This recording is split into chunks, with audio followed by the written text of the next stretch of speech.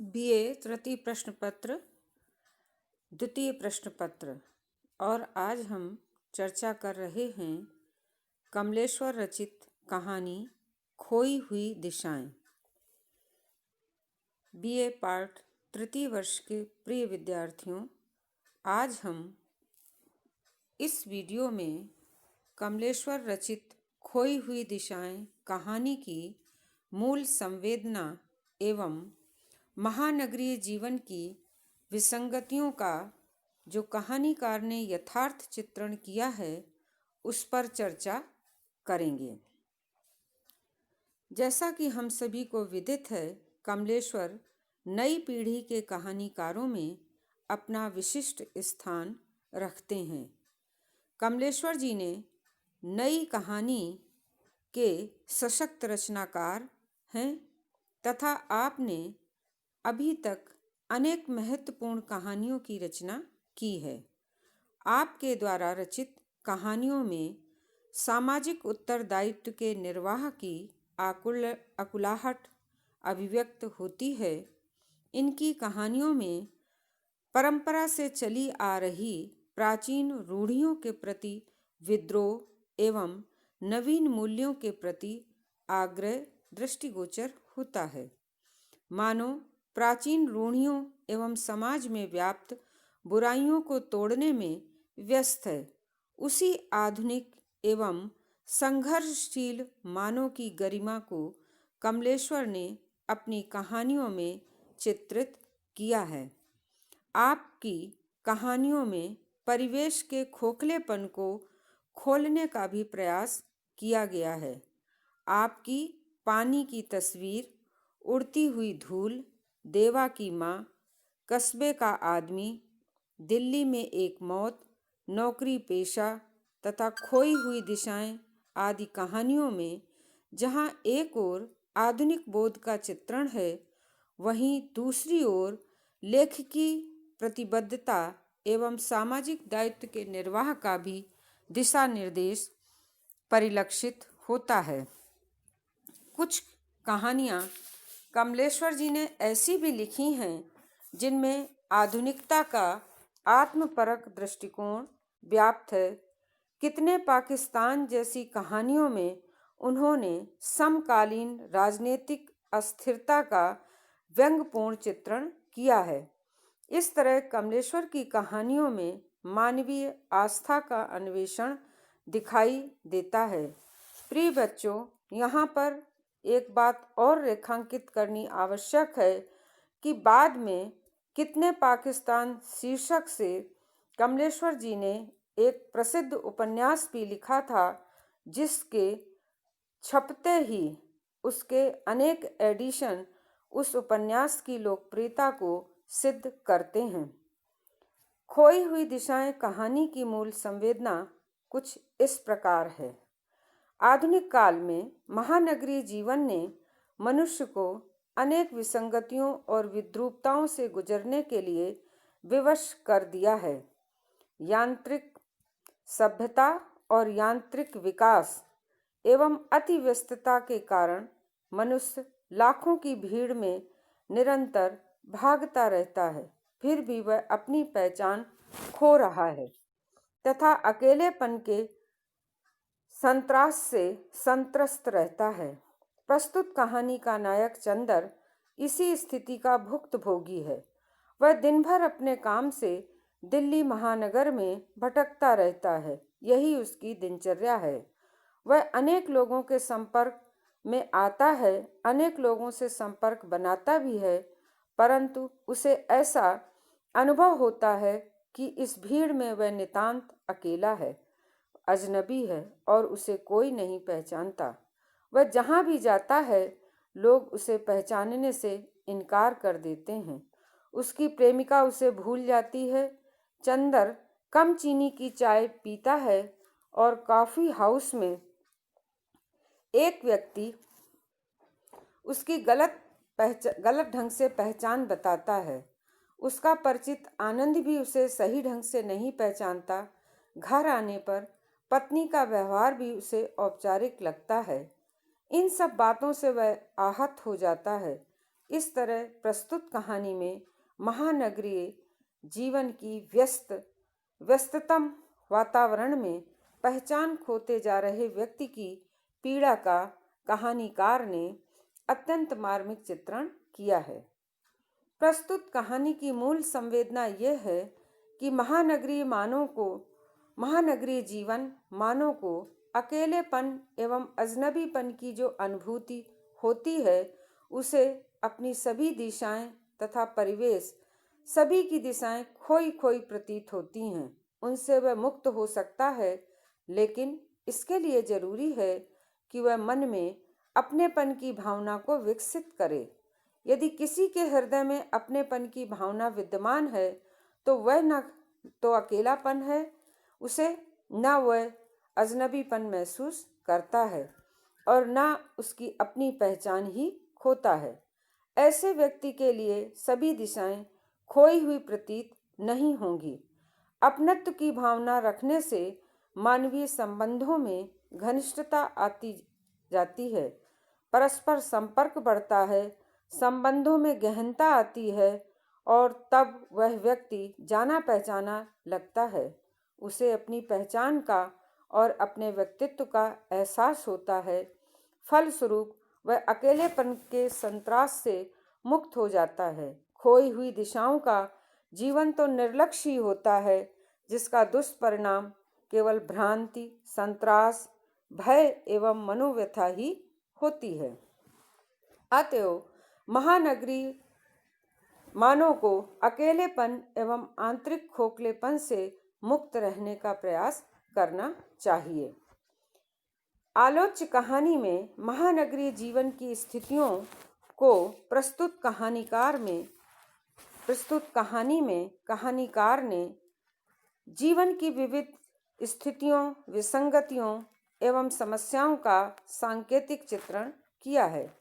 वर्तमान में महानगरों में अति व्यस्तता के कारण मानव का पूरा जीवन यांत्रिक बन गया है।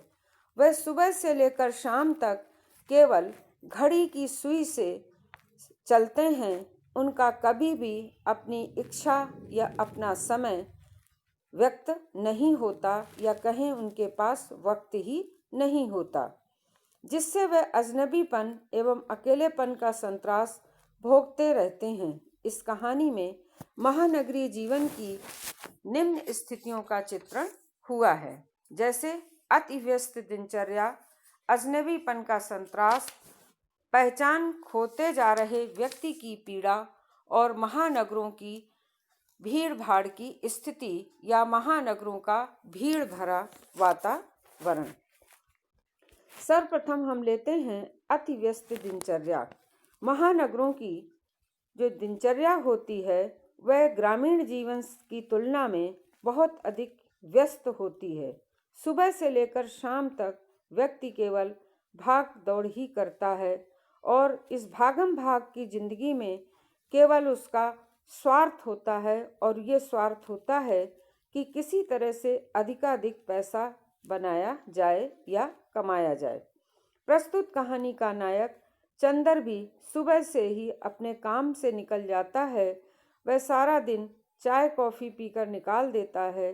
उसे क्षण भर का भी विश्राम नहीं मिलता। जब थक हार कर वह घर पहुंचता है, निर्मला उसे खाना लगाने के लिए कहती है, तो वह दिन भर भूखा रहने पर भी कहता है, अभी खाने का मन नहीं है। महानगरीय जीवन की जिस दूसरी समस्या को कहानीकार ने उठाया है, वह है अजनबीपन का संत्रास। अजनबीपन का संत्रास से यहाँ पर तात्पर्य है कि महानगरीय जीवन में जो लोग रह रहे हैं या जो जीवन यापन कर रहे हैं, वो नगरों की अति व्यस्तता के कारण प्रत्येक व्यक्ति का एक दूसरे व्यक्ति से संबंध स्वार्थवश है और केवल स्वार्थ के लिए ही वे एक दूसरे से संबंध बनाते हैं। काम निकल जाने के बाद उनकी जान पहचान स्वयं ही समाप्त हो जाती है, या कह दें कि वो जान पहचान को तोड़ देते हैं। कहानी का पात्र Chandar coffee house, Connaught Place, bus stand, gurdwara road, चौराहा आदि स्थानों पर काफ़ी भीड़ भाड़ के बीच में से गुजरता है, परंतु इस भीड़ में उसे सब अपरिचित लगते हैं। एक दिन कॉफ़ी हाउस के बाहर आनंद नामक परिचित व्यक्ति मिलता है, परंतु वह भी स्वार्थ पूरा न होने की स्थिति में उसे वहीं छोड़कर चला जाता है। इन बातों से चंदर को ऐसा अनुभव होता है कि मैं महानगर में रहते हुए अजनबीपन की उसकी पीड़ा या उसकी घुटन दिन प्रतिदिन बढ़ती ही जाती है। यह अजनबीपन की पीड़ा या उसका संतरास यहाँ तक बढ़ जाता है कि वह अपनी परिचित पत्नी को भी देखकर उसे ऐसा लगता है कि ये उसकी पत्नी नहीं है। अगली जो पीड़ा है महानगरी जीवन की, वह यह है कि वह ऐसा लगता है कि उसकी इस दुनिया में या इस नगर में या कहें इस आधुनिक जीवन में उसकी कोई पहचान नहीं है। उसे ऐसा लगता है कि शहरी मानव जीवन की संवेदना मर गई है या कहीं दब गई है। वह आत्मनिष्ठा के कारण अकेले रहना चाहता है, परंतु अकेलेपन से उसे पीड़ा ही मिलती है, तो वह उसे दूर करने के लिए लालायित रहता है। घोर आत्मनिष्ठा रखने से भी महानगरी मानो अपनी पहचान को खोता जा रहा है। प्रस्तुत कहानी का नायक चंदर आनंद से मिलता है, फिर उसे अपनी पूर्व प्रेमिका इंदिरा के पास जाता है, परंतु वहाँ से वह निराश होकर पत्नी के पास आता है और इस तरह एक के बाद एक दूसरे से मिलने के बाद भी उसे कहीं भी पहचान नहीं मिलती। ये पहचान न मिलने की चिंता यहाँ तक बढ़ जाती है कि घर में रखे हुए सामने जो गुलदस्ता रखा होता है, उसको भी उसे ऐसा लगता है कि उसका अपना है अथवा नहीं। अपने पहने हुए पड़े हुए कपड़ों को देखकर उसे लगता है कि उनकी गंध वह पहचानता है। इन सभी चीज़ों में एक गहरी पहचान है। रात में पत्नी का सानिध्य पाने पर भी वह उसके सामने डरी हुई आवाज़ में पूछता है, मुझे पहचानती हो ना निर्मला? इस तरह अपनी पहचान खोने से चंदर चिंतित रहता है। महानगरी जीवन के कृत्रिम एवं स्वार्थी व्यवहार के कारण इस तरह की स्थिति बढ़ रही है। कहानीकार ने इस स्थिति का अत्यंत जीवंत चित्रण इस कहानी में किया है।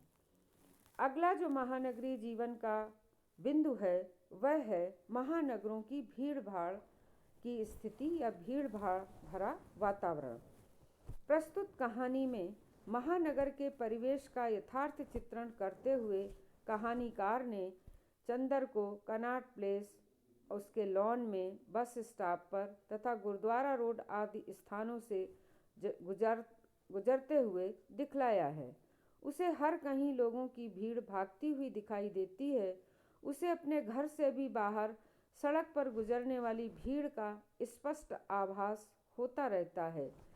बेकरी वालों के यहाँ से आने वाली रेडियो की भर्राई आवाज़, बुलाटी के कदमों की आहट, गली में स्कूटर आने तथा अपरिचित आदमियों के निकलने की ध्वनि उसे स्पष्ट सुनाई देने से चंदर को देर रात तक नींद नहीं आती है।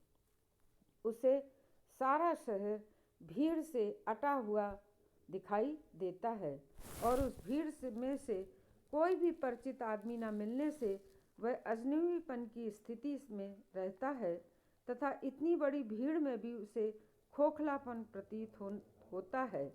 यह खोखलापन उसके भीतर से भी है और बाहर के वातावरण में भी उसे दिखाई देता है। कहानीकार ने महानगरों के आत्मनिष्ठ जीवन की स्थिति को आधुनिक मानव के लिए संत्रासदायी या दुखदायी बताया है। इस प्रकार कहा जा सकता है कि कमलेश्वर की खोई हुई दिशाएं कहानी की मूल संवेदना की दृष्टि से एक श्रेष्ठ रचना है। इसमें महानगरी जीवन के अकेलेपन, अजनबीपन और खोखलेपन की सुंदर व्यंजना की गई है। महानगरों के जीवन में प्रस्तुत अनेक कहानी महानगरों के जीवन में जो अनेक कहानियाँ लिखी गई हैं, उन कहानियों में प्रस्तुत कहानी महानगरी बोध की सर्वश्रेष्ठ रचना मानी जा सकती है। धन्यवाद।